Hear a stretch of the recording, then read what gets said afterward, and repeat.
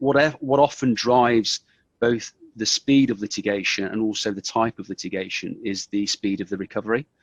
And obviously, as you said, we've talked about second waves and vaccines. So who knows as we sit here today how quick that will be, but that will have an impact on how quickly litigation starts to come through the courts. But I think it will come in waves.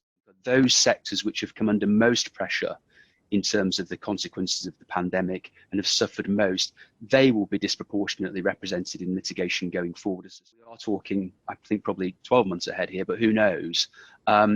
We'll be looking, I think, at stakeholder litigation. So in other words, businesses will be being held to account by their shareholders in terms of their state of preparedness for this unforeseen pandemic, but also how they then dealt with a pandemic, how they re-navigated the ship and made things go in the right direction. So I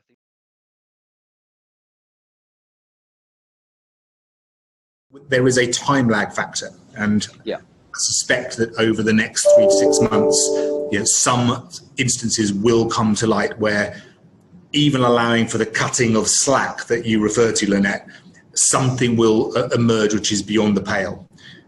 My bet is that one of the most obvious scenarios will relate to the working from home scenario.